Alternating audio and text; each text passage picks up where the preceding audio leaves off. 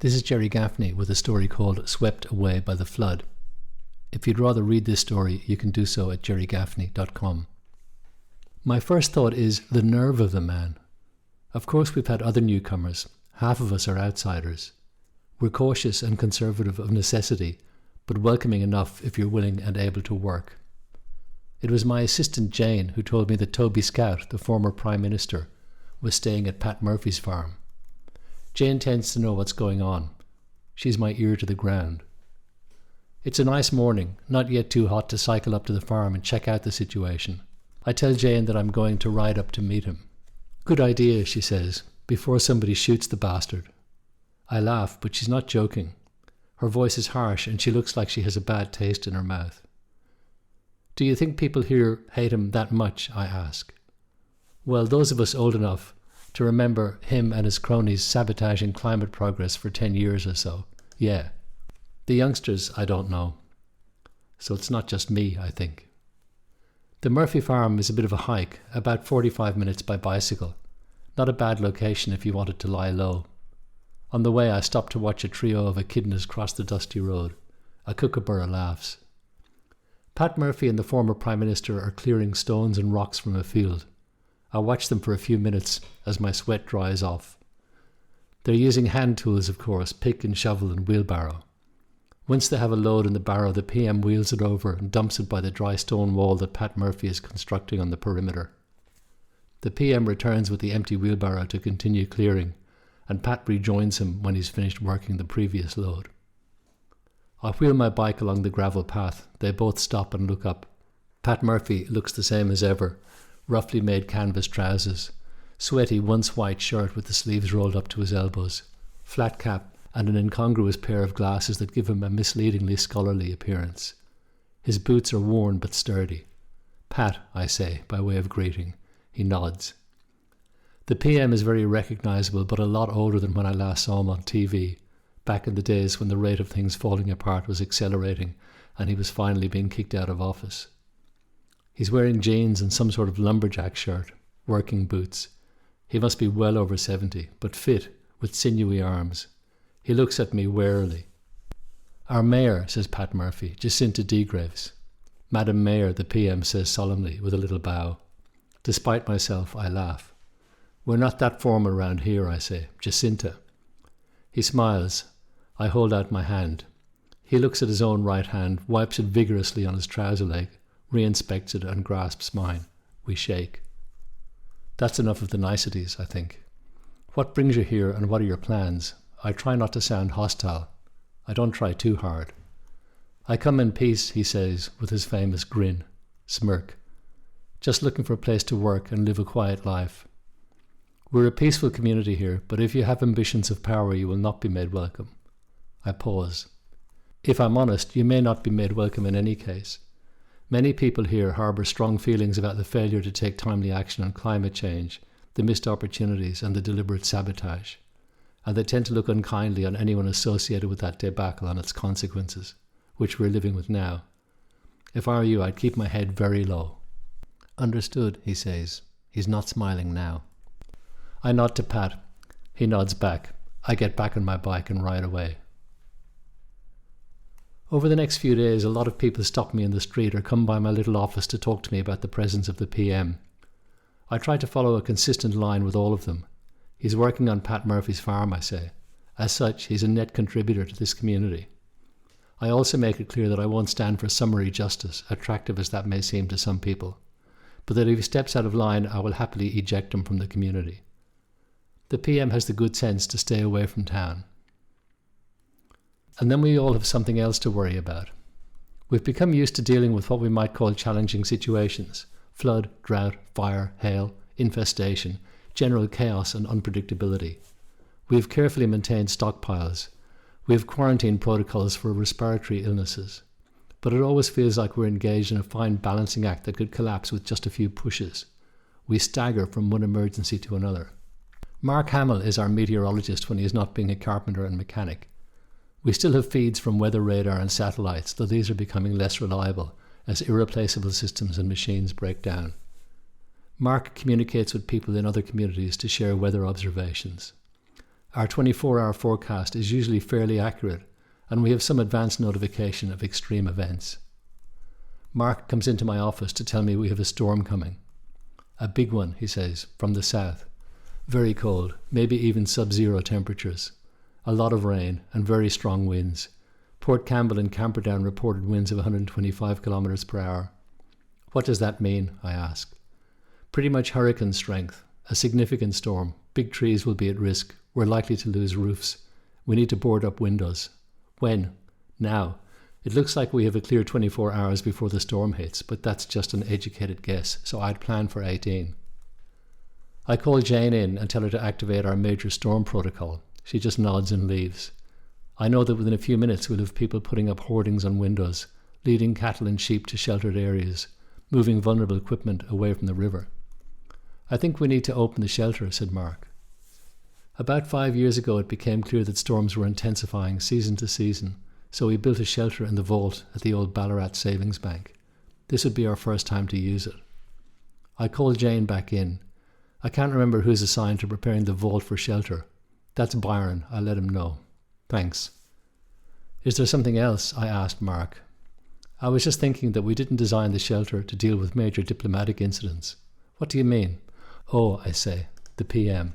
Yeah, the PM. He pauses. We could refuse to let him in, he says, grinning. Don't tempt me. The weather is deteriorating rapidly. People started to move into the vault around an hour ago. We have benches and tables and sleeping cots in the main areas. There are 2 toilets that are designed to be adequate for up to 5 days. We have plenty of water and food. We have some batteries, but we'll try to minimize our energy consumption. No cooking, probably no heating. Among the last to arrive are Pat Murphy and Toby Scout, our former PM. I still don't have any strategy for dealing with this situation. I maneuver the PM into an alcove. There are 2 benches, one on either side of a fixed wooden table. He doesn't look entirely comfortable. Maybe it feels like a trap to him, but from my point of view it provides the advantage of physically shielding him. The storm is really picking up now, so we close the vault doors. In the relative quiet, I stand in the centre of the vault and clap my hands for attention. Jane and a few others help by shushing various conversations. I start by thanking everyone. Our preparation for this storm is a tribute to our community's spirit and capability, I say. Let's just hunker down, try not to worry about things that are outside our control. Once the storm is over, our focus will be on damage assessment and recovery. It was really gratifying to see everyone work together to get the animals to shelter and the hatches battened down. I look around to make sure I still have everyone's attention. One other thing. As you're aware, we have a former Prime Minister with us. I nod over towards the alcove. The PM looks around at the collected faces. If he's nervous, he's not showing it. Nor, I'm relieved to see, is he showing any bravado. I know that many of you are not comfortable with us taking him in. However, this is not the time to discuss that. We're all together for the duration of the storm, and I ask you to be civil at this difficult time. The storm quickly builds in intensity. The wind howls, and it seems as if the entire building, despite its solidity, is shaking. I keep an eye on the PM. Jane goes up to him. They have a brief exchange of words, and then she walks away. Neither of them looks happy. A few others follow the same path as the storm continues. Some of the conversations look quite heated. Once I walk over while Adrian Agrippa seems to be taking a particularly hostile stance. I tap him on the shoulder. Not now, I say, please. He takes a breath and steps away with palpable reluctance. The PM shrugs. I leave him on his own. I get an opportunity to chat with Mark Hamill. We talk about how intense future storms may be and whether we will have to reinforce the vault somehow, or find or build an alternative shelter. These sorts of discussions worry me because there's an underlying and unfounded assumption that we have some headroom, some spare resources to make these sorts of improvements. I try not to go too far on this train of thought because it feels defeatist. Sometimes it seems that the choice we have is between defeatism and unwarranted optimism. I'm also very worried about what's happening outside. Our cattle and sheep have been herded into barns that are supposedly storm-hardened, but they've never been tested to this extent. Our food stocks and grains are in warehouses that are also supposedly stormproof. Thank God we have no major unharvested crops. This storm would flatten anything. I wonder, do we need to beef up our stockpiles, and whether we even have the capacity to do that? I know that worrying isn't doing me any good, and I'm trying to project a sense of calm, or at least not look like I'm on the verge of panic. When the storm subsides and Mark assures us that it's not just a lull, we emerge. The town is strewn with debris. It looks terrible, but I quickly get reports that the warehouses and barns have stood up well. The cattle and sheep are skittish but alive and apparently uninjured. The old grocery store building no longer exists, but that's not unexpected. A few other old buildings, abandoned long ago, have suffered badly. It's a shame to lose these physical parts of our history, but this is our reality. People go to check their homes, and again the reports I get back are encouraging. The DeMattis lost their roof. Our old faithful workhorse, the big green John Deere, is covered in debris but apparently undamaged. Food stores are safe and dry. I feel such a sense of relief that my legs almost give way. Jane is there to take my arm. "Keep it together," she says sternly, then grins at me. The water in the Yarrowee is flowing faster than I've ever seen it and rising fast. We should be okay. Experience has taught us not to place structures or equipment near the river. I hear a commotion and see that James Harmer has shirt-fronted the PM. He's holding onto his jacket lapels and yelling at him. There's a small crowd observing. I walk over quickly, getting ready to intervene. The PM isn't taking it lying down. There was never any real evidence that humans were causing climate change. This is all just part of a natural cycle. Most of the so-called science was self-serving flim-flam, the PM says. So you were right, and all the evidence and all the scientific advice was wrong. Your own scientific advices were wrong. I didn't agree with damaging the economy to placate some environmental fundamentalism. Well, look around you. That didn't work out so well, did it? You're an evil narcissist. The PM laughs at him. Do you seriously think that I, one man, could have made this happen? What about your own part? I bet you were happy to drive to the shops, travel by plane, keep your house warm. It's always easy to blame someone else, isn't it? For a moment I think Harmer is going to hit him, but he lets go of the PM's lapels, spits at his feet, then turns and strides away.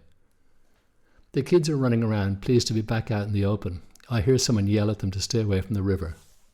Jane Allen walks up to the PM. She has a pen and notebook in hand. Jane would be our historian if we had such a luxury. She's only 17 or 18. "Excuse me, Mr. Prime Minister," she says. I can see the PM is pleased with this form of address. He smiles benignly at her. Jane introduces herself. "I'm very interested in political history. Can I ask you a few questions?" The PM looks around. Obviously there's work to be done. "If it's brief," he says politely. "I can see it's all hands on deck at the moment." "Okay. I was reading about how the oil companies bought political influence, about connections with think tanks, with politicians like Bolsonaro, Trump, and yourself, of course." The PM's smile has diminished. "My dear young lady," he begins. I can visualize the hackles rising on Jane's neck, but she remains perfectly polite. "Please don't patronize me," she says. The PM's smile is gone.